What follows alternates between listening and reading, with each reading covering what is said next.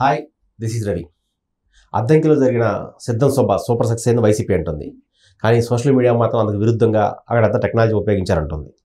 మరి social media చెప్పేదాన్ని నిజమెంత, YCP చెప్పే దాంట్లో వాస్తవం ఎంత, అసలు ఒరిజినల్గా ఏం జరిగింది?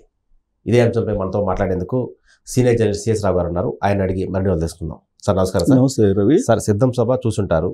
సో దానికి ఏమో సోషల్ మీడియా మొత్తం విపరీతంగా ట్రోల్స్ జరుగుతున్నాయి. అంత గ్రాఫిక్స్ అని, బాహుబలి గ్రాఫిక్స్ అని అంటున్నారు. సో నిజంగా వాస్తవం ఏంటి? సో సిద్ధం సభని కనుక చూస్తే టెక్నాలజీ పెద్ద యుద్ధం చేసింది దాంట్లో అని చెప్పి మనం అనొచ్చు. అంటే ఇప్పుడు సోషల్ మీడియాలో జరుగుతున్నటువంటి ప్రచారానికి వైఎస్ఆర్ కాంగ్రెస్ పార్టీ వాళ్ళు టెలికాస్ట్ చేసినటువంటి ఆ సిద్ధం సభకి దాంట్లో ఎంత యుద్ధం చేసింది YSR Congress party technical team అనేది మనం ఎనాలిసిస్ చేసుకోవచ్చు. కారణం ఏంటంటే నేను ఆల్మోస్ట్ 16 సంవత్సరాల నుంచి నేను ఎలక్ట్రానిక్ మీడియాలో ఉన్నా.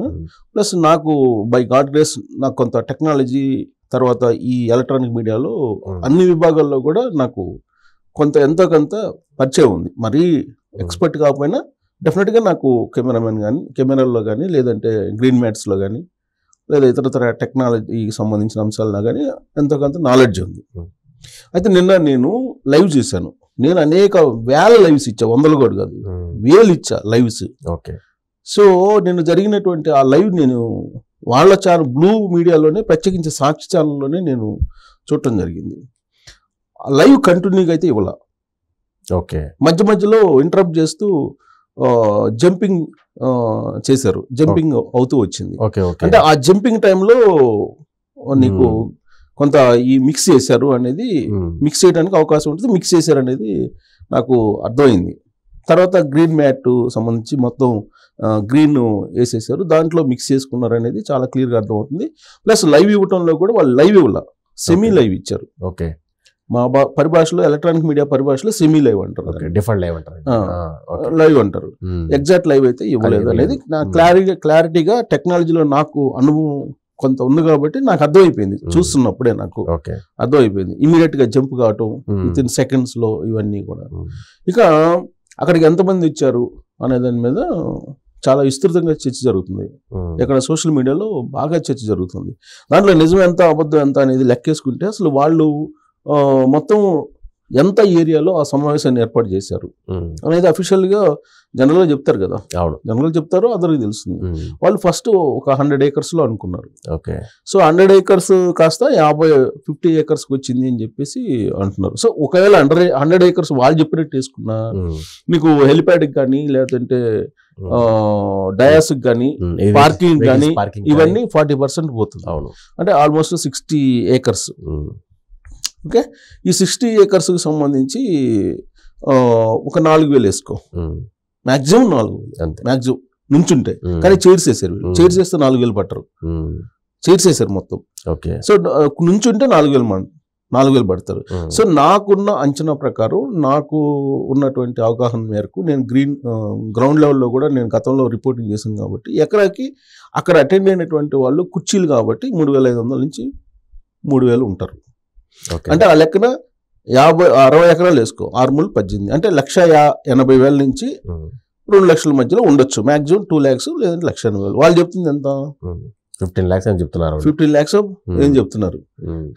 ఇదొక ప్రాపగండా చేసుకునేటువంటి కార్యక్రమం. సరే, ఇది దీనికి ఎంతమంది జనం హాజరయ్యారు అనే దానికి నాకున్న అవగాహన మేరకు నా లెక్క, నా ఎస్టిమేషన్ అయితే అది. ఏది ఫిజికల్ గా అక్కడ గ్రౌండ్ మొత్తం కలిపితే 1,80,000 నుంచి 2 లక్షల మంది వచ్చి ఉంటారు. అయితే అక్కడ నీకు డ్రోన్ కెమెరాస్ ఉపయోగిస్తే, డ్రోన్ కెమెరాస్ కొంత పరిధి వరకే ఉపయోగించారు, మీరు గమనించండి. కాకపోతే ఎందుకంటే దీనికి సంబంధించి టెక్నాలజీ సంబంధించి చాలా మందికి అవగాహన ఉండకపోవచ్చు.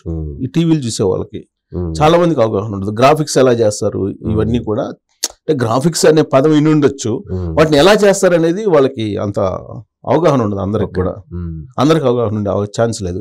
ఇప్పుడు మనం కెమెరా పెడతాం, కెమెరా పెట్టి 100 మంది మీద ఫోకస్ చేస్తే బాగా ఉన్నట్టు బ్రహ్మాండంగా ఎక్స్పోజ్ చేయొచ్చు. 100 members తోటే కొన్ని లక్షల మంది ఉన్నట్టు ఫోకస్ చేయొచ్చు.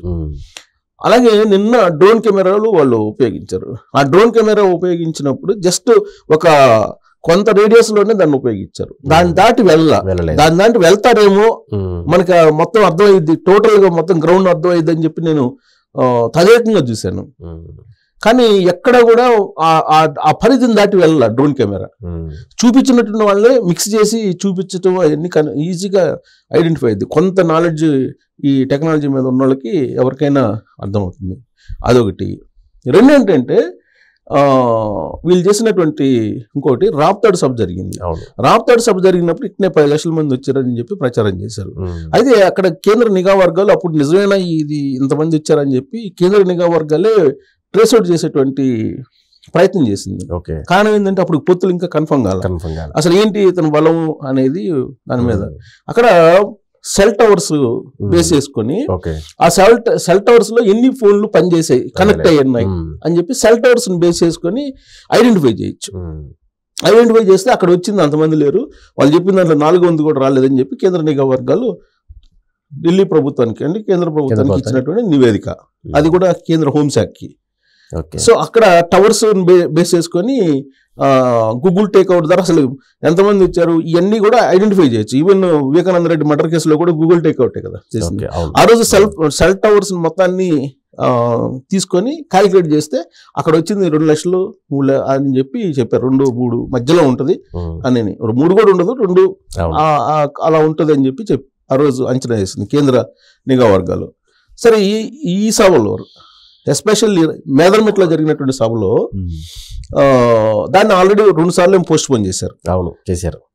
వాస్తవంగా ఎందుకు పోస్ట్ పోన్ చేశారంటే అది రాజధాని ఏరియాలో అంత స్పందన రాకపోవచ్చేమో అనేది ఒకటి. బహుశా వైఎస్ఆర్ కాంగ్రెస్ పార్టీకి ఉండి ఉండొచ్చు, లేదంటే వాళ్ళు మరి షెడ్యూల్ ప్రకారం మొత్తానికి పోస్ట్ పోన్ అయింది. పోస్ట్ పోన్ అయినప్పుడే అది సభ మీద కొన్ని అనుమానాలు వచ్చినాయి. అయితే ఇక్కడ అబ్జర్వ్ చేస్తే 4 hours ఈ మొత్తం సభ చుట్టూ జామర్స్ పెట్టారు. ఇది అఫీషియల్ గా అక్కడ ఉన్నటువంటి నిఘా వర్గాలు చెప్తున్నటువంటి మాట, నిఘా వర్గాలే చెప్తున్నటువంటి మాట. 4 hours జామర్స్ పెట్టారు. ఆ గ్రౌండ్ చుట్టూ జామర్స్ 4 hours. అంటే ఒక్కసారి గ్రౌండ్ లోకి వచ్చినటువంటి వాళ్ళు ఫోన్లు పనిచేయవు. So cell tower automatic signal తీసుకోదు. సెల్ టవర్ ఆటోమేటిక్ సిగ్నల్ తీసుకోదు కాబట్టి ఎంతమంది వచ్చారు అనేది ఎస్టిమేట్ చేయలేరు. రాప్తాడులో మాదిరిగా ఎస్టిమేట్ చేయడానికి అవకాశం ఉంటుంది టెక్నాలజీని ఉపయోగించి. అసలు నీకు జామర్స్ ని 4 hours జామ్ చేయాల్సిన అవసరం ఏంది? Simple logic. అవును, అది వాళ్ళు చెప్పేది ఏంది, నిఘా వర్గాలు చెప్పేది ఏంది, సెక్యూరిటీ కోసం పెట్టమన్నారని చెప్పి చెబుతున్నారు. అంటే గ్రౌండ్ లోకి వెళ్ళినటువంటి వాళ్ళ ఫోన్లు ఏది అంటే సిగ్నల్ పని చేయకుండా చేసేసారు. తర్వాత జగన్మోహన్ రెడ్డి సిద్ధమా అంటూ ఆయన తనదైనటువంటి స్టైల్లో మీరు సెల్ ఫోన్ లైట్లు ఆఫ్ చేయమని చెప్పాడు. చెప్తే ఎంతమంది గ్రౌండ్ మొత్తం ఆపరేట్ చేస్తారేమో అనుకున్నా.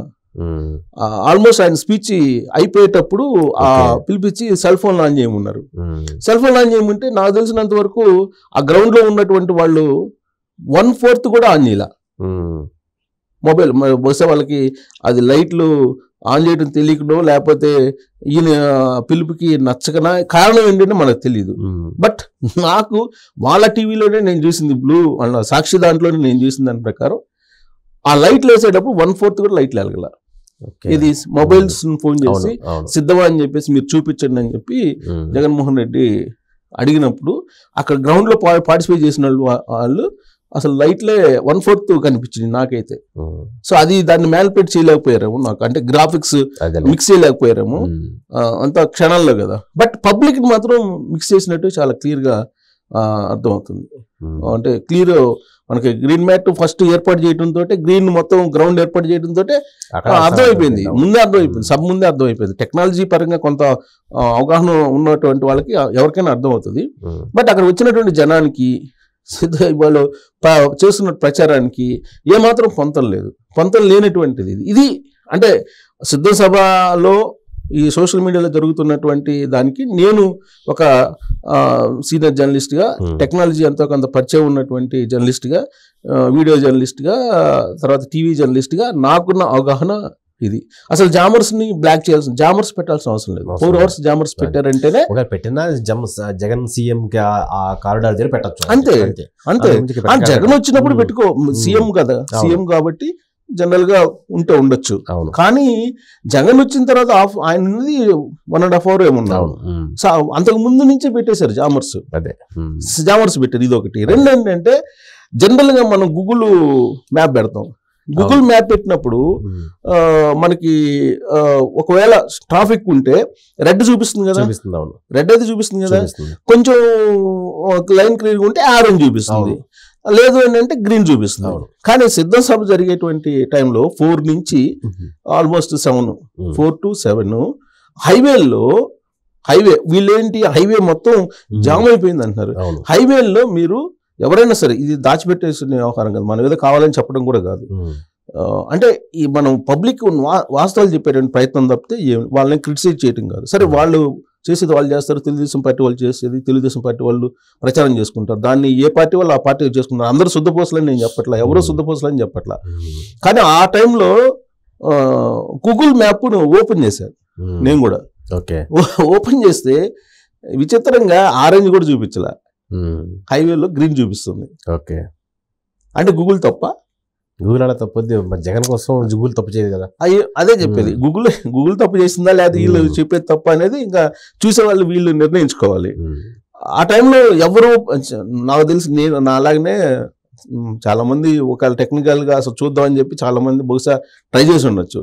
బట్ ఆ టైంలో మాత్రం గ్రీన్ చూపించినాయి, ఆ రోడ్డు గ్రీన్ చూపించినాయి. అంటే దీన్ని బట్టి అది సబ్బా సక్సెసా కాదా, ఈ సోషల్ మీడియాలో అటు తెలుగుదేశం పార్టీకి జనసేనకి అలాగే వైసీపీ మధ్య జరుగుతున్నటువంటి ఈ సిద్ధం సభ మీద యుద్ధం అనేది, టెక్నికల్ యుద్ధం అనేది, అది ఎవరిది నిజం ఎవరిది అబద్ధం అనేది ఇంకా వాళ్ళకి వదిలిపెడదాం, పబ్లిక్కి వదిలిపెడదాం. నాకున్న నాలెడ్జ్ ప్రకారం నేను చెప్పాను కొన్ని ఇష్యూస్, నాకు తెలిసినటువంటి ఇష్యూస్.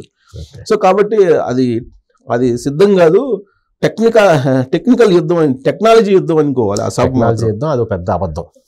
సరే, అబద్ధాలు వ్యూవర్స్ తెలుసుకుంటారు, సోషల్ మీడియాలో మొత్తం అదే జరుగుతుంది కదా, అందుకని. సో ఇవాళ రోజుల్లో ఎవరినైనా మోసం చేయొచ్చు, కానీ ప్రజల్ని ప్లస్ టెక్నాలజీకి సోషల్ మీడియాలో యాక్టివ్ ఉండే వాళ్ళ మోసం చేయడం చాలా కష్టం. నిన్న సభ స్టార్ట్ అవడానికి ముందు నుంచే గ్రీన్ మ్యాట్స్ చూసి ఏదో VFX కోసం అని చెప్పిన సోషల్ మీడియా సాయంత్రానికి అసలు ఇంతమంది రాలేదు, 2 లక్షల మంది వచ్చి ఉంటారని చెప్పి వాళ్ళు కూడా తేల్చేశారు. మరి ఇది ఎంత నిజమో, నిజాలేంటో ఓటర్లో తెలుసుకోవాలి.